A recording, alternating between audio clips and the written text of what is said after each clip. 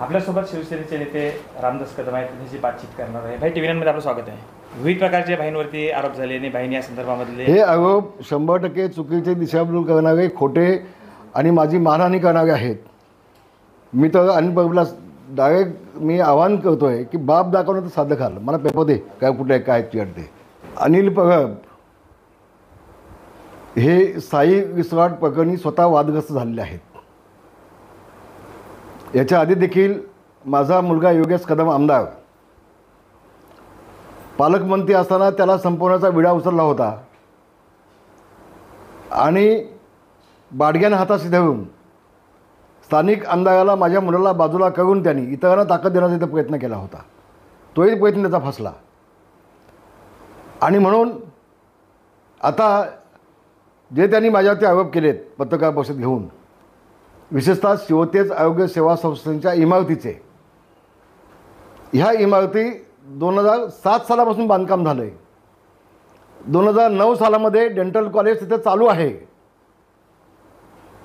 आता जवळजवळ 13-14 वर्षानंतर यांना प्रकाश पडलेला आहे. त्यामधली एकही इमारत अनधिकृत नाही.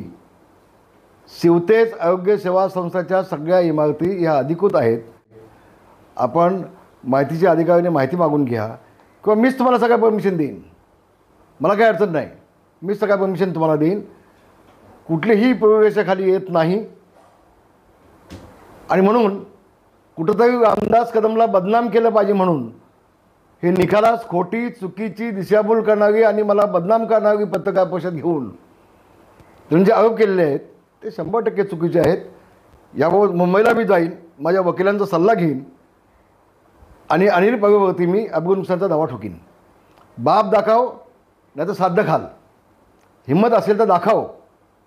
नुसती लांबून कागद दाखवायचे पत्रकारांना आणि कुठल्याही हातामध्ये काय कागद द्यायचे नाहीत आणि फक्त रामदास कदमची बदनामी करायची, हा एकच कार्यक्रम चालला आहे. कदाचित उद्धव ठाकरे हे अनिल परबच्या खांद्यावरती बंदूक ठेवून चाप ओढीत असावेत असा माझा अंदाज आहे. कारण त्यांना मोठी अडचण रामदास कदमची झालेली आहे. पण एक सांगतो, रामदास कदमनी उभ्या आयुष्यामध्ये एकही काम अपवाद म्हणून देखील कुठेही चुकीचं केलेलं नाही आणि करणार देखील नाही. तर अशा कितीही पत्रकार परिषद घेतल्यात त्याला मी धूप जाळीत नाही. बाप दाखव, साध्य घाल, काय ते कागदपत्र समोर आण, मी त्याचे उत्तर द्यायला तयार आहे. पहिल्यांदा तुझं साई रिसॉर्टचं बनणं काय ते निसतं. माझ्याकडे अनेक प्रकरणं आहेत काही लोकांची, त्यांच्या जवळच्या लोकांची. आज मी नावं घेत नाही.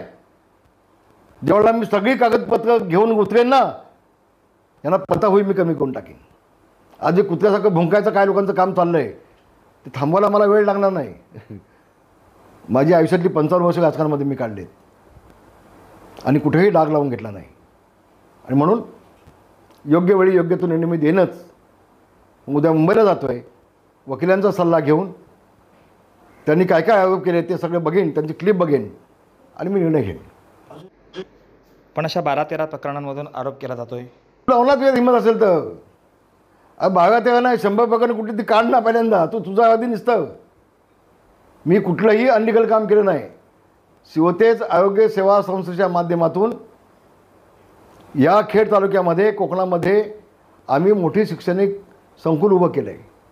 मी वृद्धाश्रम चालवतो. ज्या वडीलधाऱ्यांना कोणाचा आधार नाही त्यांना आधार मी दिलेला आहे. गेल्या 25 वर्षापासून त्यांची मोफत सेवा करतो मी. मी डिफेन्स स्कूल चालवतो आहे, सैनिक स्कूल चालवतो आहे.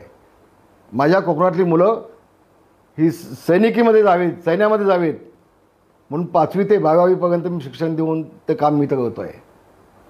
मी डेंटल कॉलेज चालवतो आहे खेडसारख्या ग्रामीण भागामध्ये. मी पोस्ट ग्रॅज्युएशन चालवतो आहे खेडसारख्या ग्रामीण भागामध्ये. मी लॉ कॉलेज चालवतो आहे खेडसारख्या ग्रामीण भागामध्ये. मी कोळेगाव, तुंबाड ग्रामीण भागामध्ये मी हायस्कूल चालवतो आहे, एकही पैसा फी न घेता. बोगस कोळेगाव आणि तुंबाड इकडे मी हायस्कूल चालवतो आहे गेल्या 25 वर्षापासून, एकही नाही पैसा न घेता. ही सेवा करतो आहे कोकणामध्ये मी. तुम्ही दाखवा ना हिंमत असेल तुमच्यात तर.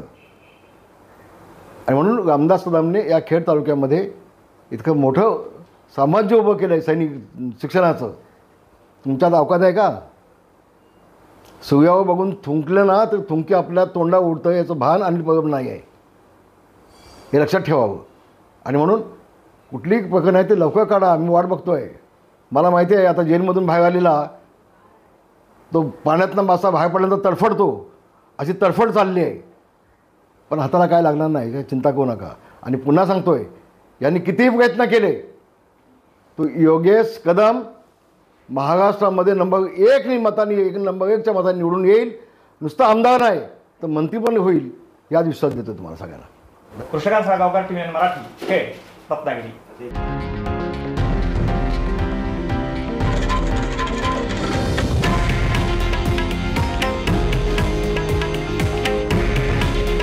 हे आहे देशातील नंबर 1 न्यूज नेटवर्क आणि आपण पाहत आहात TV9 मराठी.